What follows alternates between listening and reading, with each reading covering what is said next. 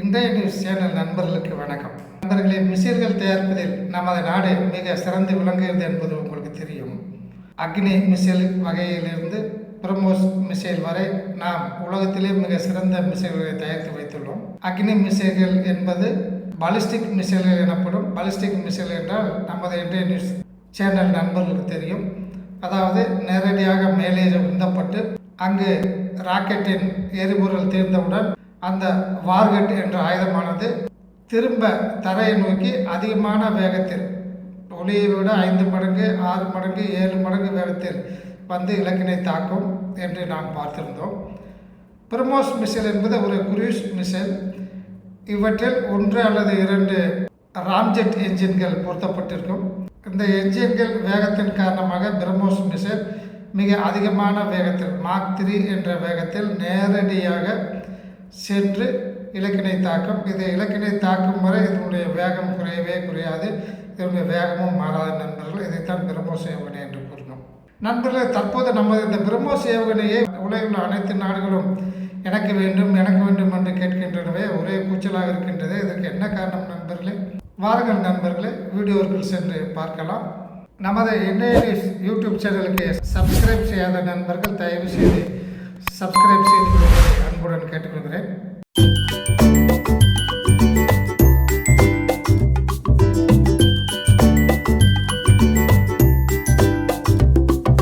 நண்பர்களே, நமது பிரம்மோஸ் ஏவுகணை உலகத்திலே மிக சிறந்த சூப்பர்சோனிக் மிசைல் என்று கூறுகிறோம்.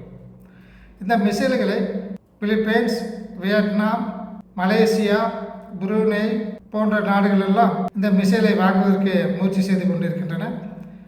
ஏற்கனவே பிலிப்பைன்ஸ் 350 மில்லியன் US$ மதிப்பிலான ஆயுதங்களை நம்மிடம் வாங்குவதற்கு ஒப்பந்தம் செய்து பிலிப்பைன்ஸ் ஏற்கனவே ஒரு பேட்டரி அனுப்பப்பட்டு விட்டது.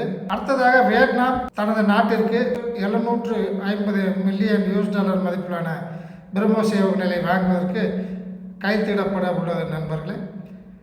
அதே போன்று புருனே மற்றும் மலேசியா போன்ற நாடுகளும் நம்முடைய பிரம்மோஸ் ஏவுகணையை இந்த ஆண்டு 2025 வாங்குவதற்கு தயாராகி கொண்டிருக்கின்றன. இவை ஏன் நமது பிரம்மோஸ் ஏவுகணைகளை விரும்பி வாங்குகின்றன? இந்த நாடுகள் எல்லாம் தென்கிழக்கு ஆசியாவில் உள்ள நாடுகள். இவை பெரும்பாலும் இந்தோ பசிபிக் பெருங்கடல் பகுதியில், குறிப்பாக தென்சீன கடல் பகுதியில் அமைந்துள்ள நாடுகள் நண்பர்கள்.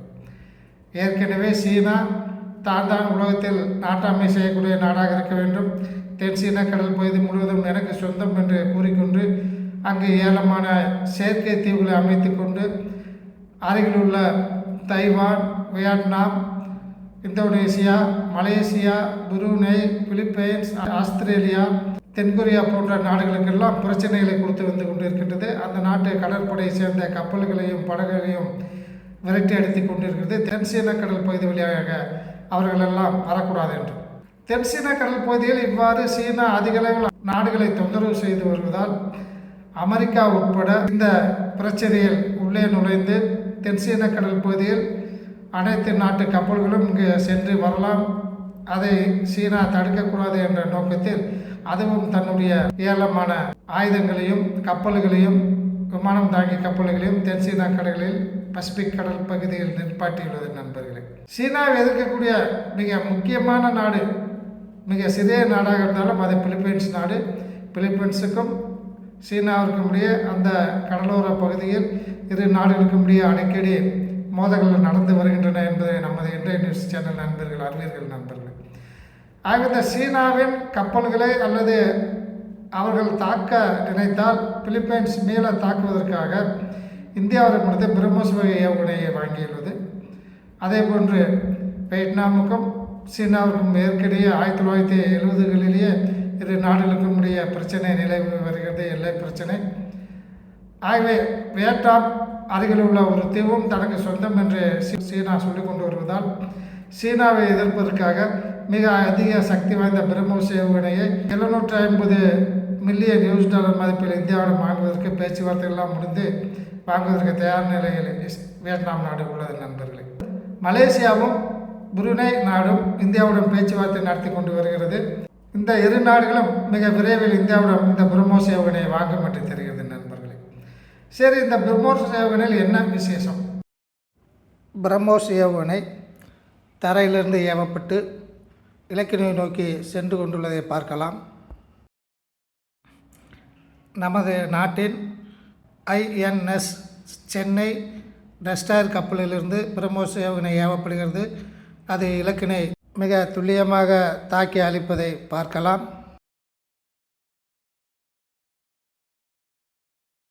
கப்பல், விமானம், தரையிலிருந்து என பல வகைகளிலும் தாக்க முடியும்.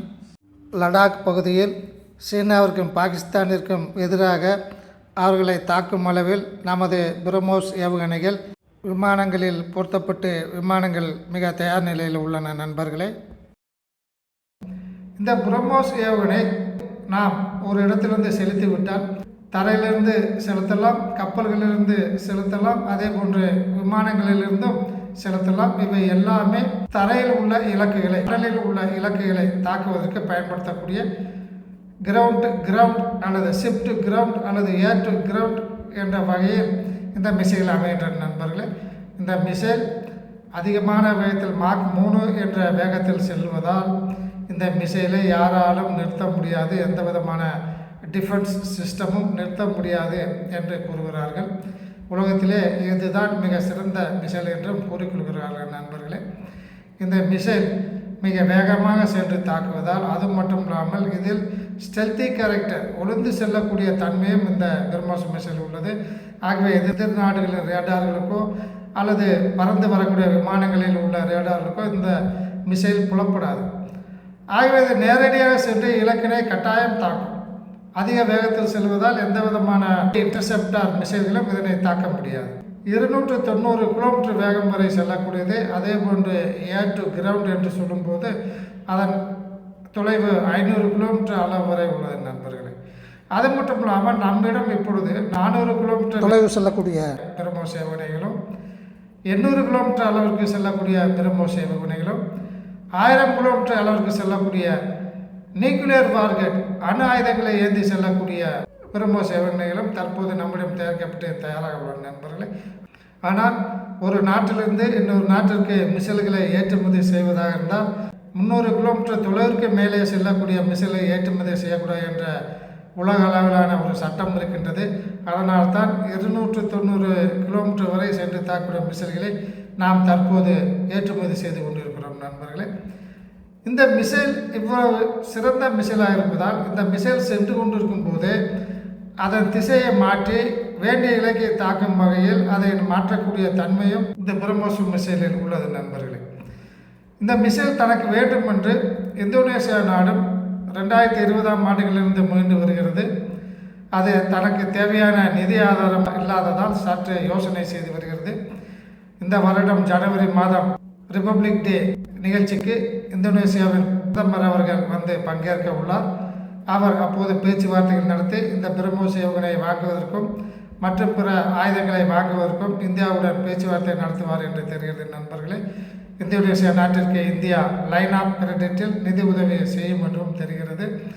ஆகவே மிக சிறந்த இந்த பிரம்மோஸ் ஏவுகணை அதிக அளவில் தயாரிக்கப்பட்டு நமது விமானங்களில் பொருத்தப்பட்டுள்ளது. சுகாய் விமானங்களில், அதே போன்று நம்முடைய பிற கப்பல்களிலிருந்தும் அனுப்பி சோதனை செய்யப்பட்டு விட்டது. தரை வழியாக அனுப்பப்பட்டு பல முறை சோதனை செய்யப்பட்டு விட்டது. நமது நாட்டின் பாதுகாப்பிற்கு நமது நாட்டில் தற்போது உற்பத்தி செய்யக்கூடிய அனைத்து வகையான SSBN கப்பல்களிலும் மற்ற இதர கப்பல்களிலுமே பிரம்மோஸ் வகை ஏவுகணைகளும் இஸ்ரேல் நாட்டின் உதவியுடன் தயாரிக்கப்படக்கூடிய பராக் 8 என்ற ஏவுகணைகளும் பயன்படுத்தப்பட்டு வருகின்றன. நண்பர்களே, ஆகவே உலகத்திலே மிக சிறந்த மிசைலாக இருப்பதால் பல பிளாட்ஃபார்ம்களிலிருந்து, தரையிலிருந்தோ கப்பலிலிருந்தோ விமானத்திலிருந்தோ இந்த மிசைல்களை செலுத்தி எதிர் நாடுகளை தாக்கலாம் என்ற ஒரு காரணத்தினாலும் உலக நாடுகள் நமது பிரம்மோஸ் மிசைலை வாங்குவதற்கு போட்டி போட்டுக்கொண்டு விருப்பம் தெரிவித்து வருகின்றன. நண்பர்களே, இத்துடன் இன்றைய நியூஸ் இந்த வீடியோ செய்தியை முடித்துக் கொள்ளலாம். நன்றி, வணக்கம். இதுபோன்ற இராணுவத்தின் வளர்ச்சி, நாட்டின் வளர்ச்சி, பொருளாதார வளர்ச்சி போன்ற செய்திகளை உடனுக்குடன் தெரிந்து கொள்ள இன்றைய நியூஸ் சேனலுக்கு சப்ஸ்கிரைப் செய்து கொள்ளவும்.